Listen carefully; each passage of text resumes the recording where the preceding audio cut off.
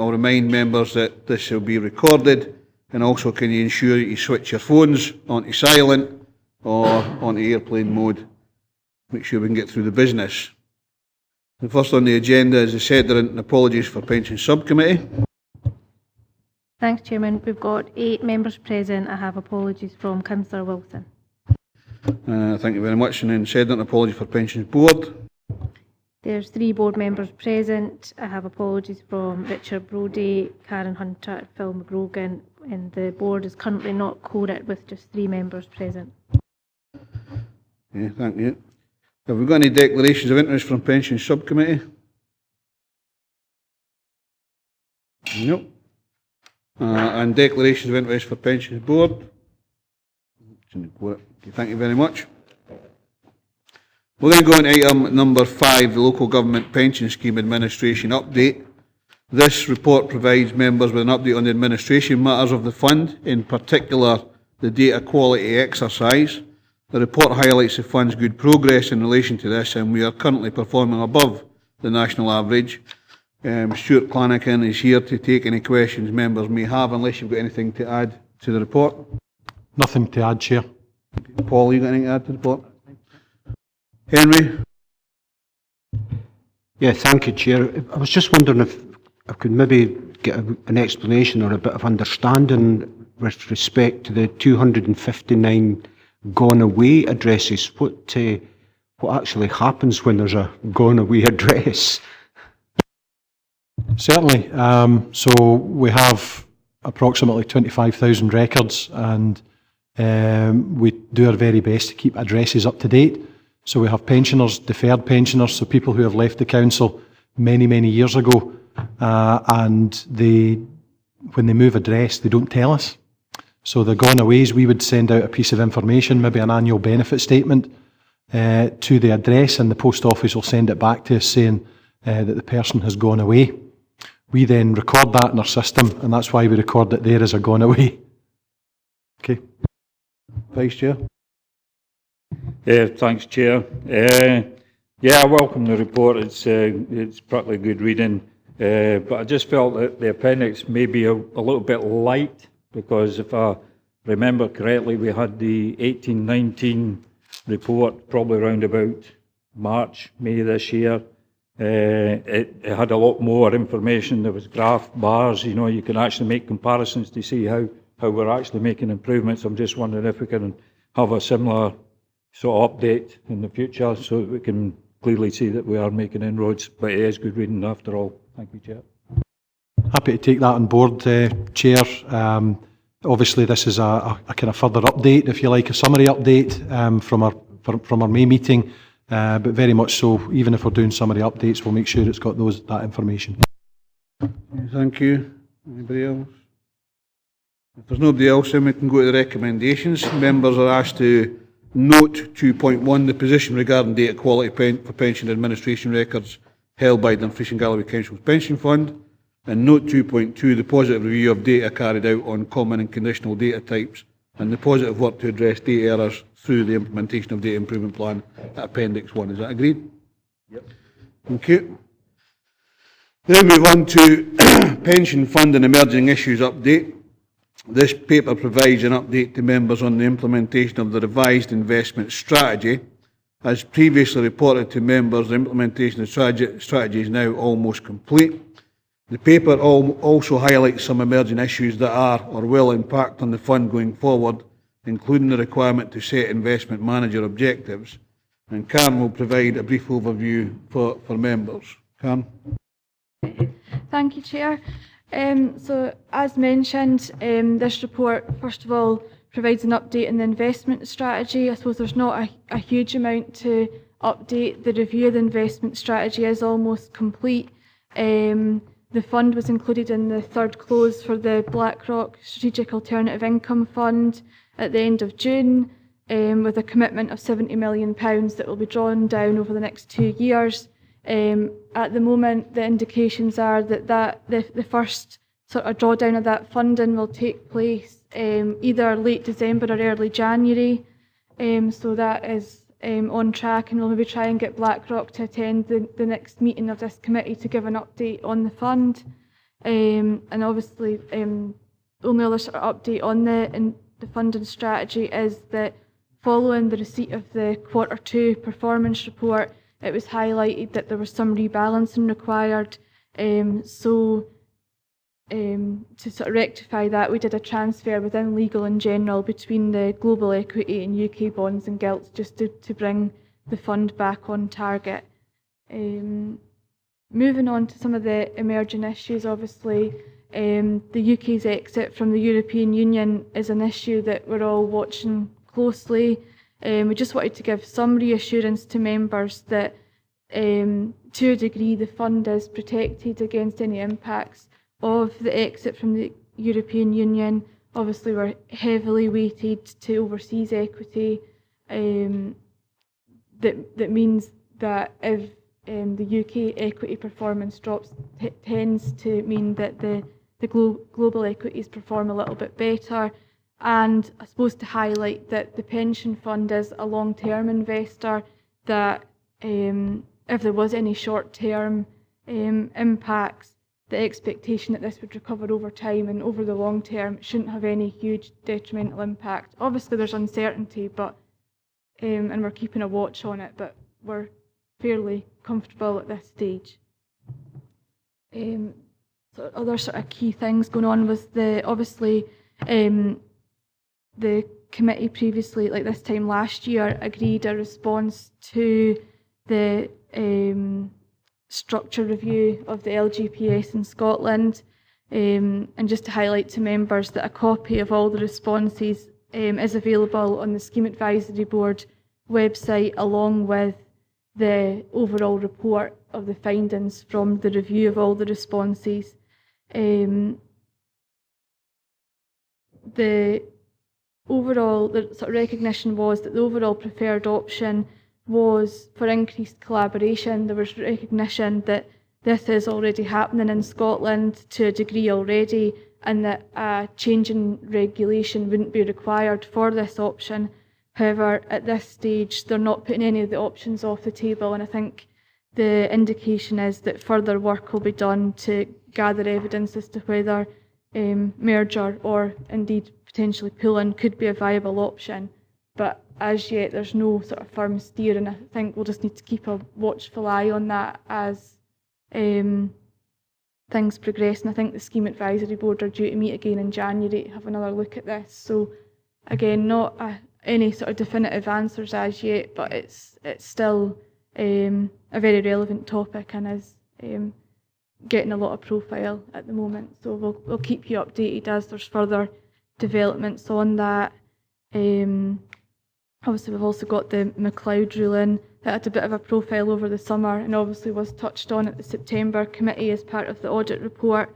There's no sort of significant update on that either, other than we've been told that there'll be no changes coming in for financial year 2020-21, and they're due to look at proposals in the new year. But as I said, there's nothing imminent on that at the moment.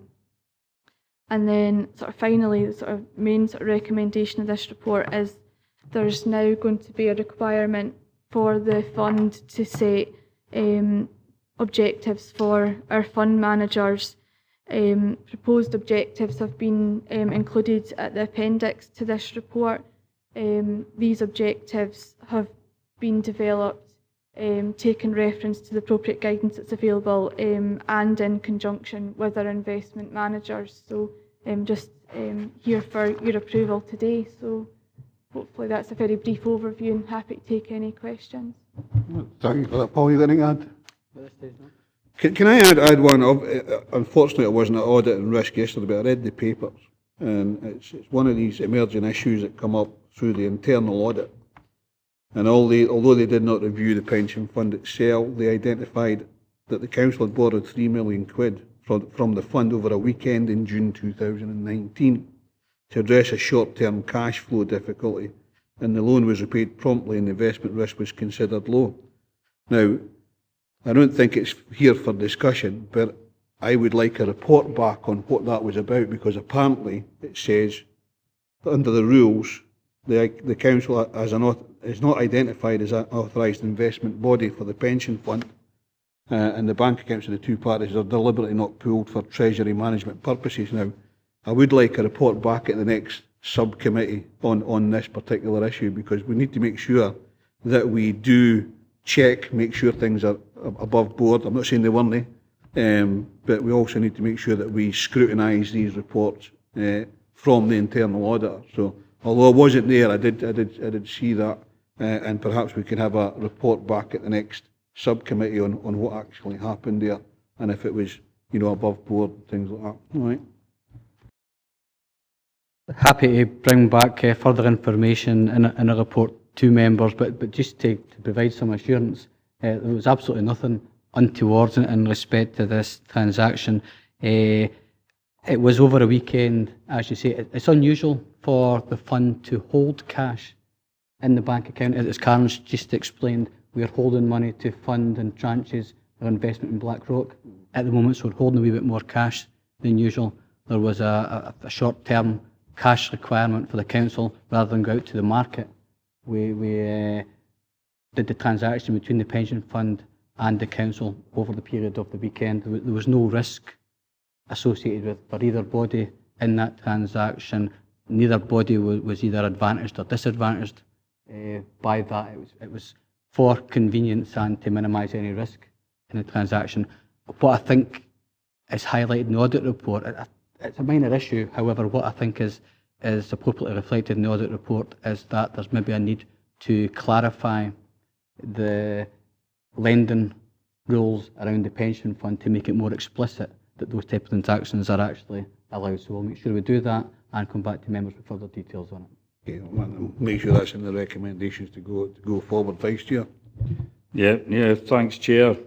I was at Audit, Risk and Scrutiny, and one of the questions I raised, Paul, was, because it's not a recognised investment, but because it was a form of investment for a couple of days, about the interest, and I was told that interest was accrued, but was it substantial, or was it near to the market? Whereas, say, for instance, if we were investing through Hymans, was it compatible to that sort of level of return? It wasn't what you call an investment return. It was the return that would have been generated if the money had been held in the account for the pension fund. It was basically the bank rate at the time, okay, which is for that kind of period of loan, the appropriate rate. Okay, thank you. Okay, members. Stephen. Thanks, Chair, for raising that, and I welcome the report back. I think sitting on this subcommittee today and looking at Appendix 1, just in terms of like the investment advisor objective, I think that I would find it helpful. I know there's the item on training coming up, to maybe understand more clearly whenever we're talking about the fund, because I think that was what was mentioned in the audit report yesterday, but also today when we're talking about the pension fund. I currently probably mistakenly understand that to be this is the fund that effectively Hymans Robertson manage on our behalf, and the pension subcommittee would take decisions about how it invests that money. So when I read the audit report, I couldn't quite square that, because maybe I lacked the understanding about how the council could decide on prior to the pension fund deciding anything. So it was like, it seemed to be the wrong way around, but obviously the report will maybe detail that in more detail. So. Yeah, I think if we bring that report back, that'll be made clearer at the next subcommittee, if that's okay with yourself. Vice Chair. Yeah, thanks for letting me back in, Chair. Just a couple of minor points again on Appendix 1, the very last objection that we got to develop the committee's responsible investment policy. Obviously, that includes the sort of like ethical investments that we long to see. Obviously, I've marked it down that this should have been at the top of the agenda, seeing as in the next 10 years we're going to be at the point of no return when it comes to climate change. So I was just wondering if why that wasn't up there. The second point I wanted to raise was through BlackRock. We're holding back the investment there, obviously, because of the Brexit scenario, and You know, we know that Brexit has been postponed till the end of January, but it says in here that you're expecting to make the first payment, you know, at the end of this year. Are we still committed to make that payment, or are we going to hold off for another month? Well, what I'd say is that we've been holding back on allocating new money to property because through this year the markets had this focus on the kind of binary outcome. Are we going to crash out of Brexit or not? If we do, there could be a big markdown. So through last year there was a reason for holding back on property investment. The investment in this BlackRock fund is the income fund that will invest across private debt and infrastructure. So we committed that cash in June. BlackRock flagged that they would start taking cash offers towards the end of this year. There's been a bit of delay in terms of deal making because of Brexit, but actually we haven't been holding back on the income fund investment. We've been waiting for BlackRock to start deploying that capital. And so just on, if I could pick up on just one of the former points, we don't have any discretion over investment decisions within the fund. We don't manage the assets in any way. We have no decision-making ability at Hymans. We advise the committee and the officers who will have different levels of decision-making, but we can't transact or implement anything on the portfolio ourselves. We're just advising you as a group rather than managing the assets. Okay, thanks for that. I mean, just on a point that the Vice Chair made, I mean, I was away at a conference with Ross and Jan and Phil just last month, the month before, and I was pleased to see that investments from pensions are now getting more and more involved with renewable energy and social inclusion in their investments. So I'm pleased to see that's actually happening. Unfortunately, I never took my ear defenders with me. I did listen to Jan on the way up the train. Okay, members, yep. Thank you, Chair. Just a wee question about the MacLeod case. Is the liability to the fund of £6 million a singular liability, or have we got an ongoing problem with that, like year after year? No. No, obviously the 6 million at the moment is still an estimate, but that would be the overall liability of the fund, so it would be like a total figure, not a year on year. Okay, members, we'll go to the recommendations in. When we note 2.1, the work undertaken in relation to the implementation of the agreed investment strategy as detailed in paragraph 3.1 to 3.4.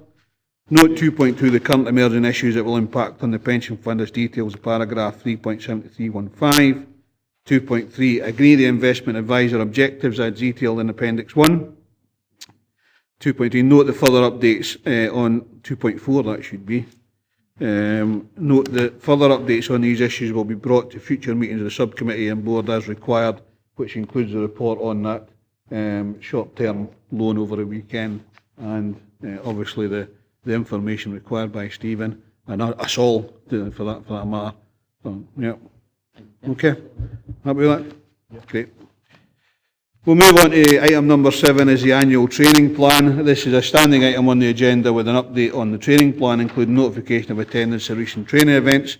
New members are also reminded of the requirement to complete the pension regulator training, and the draft training plan for 2021 will be presented to the next meeting of this committee. Therefore, members are also asked to consider any future training requirements.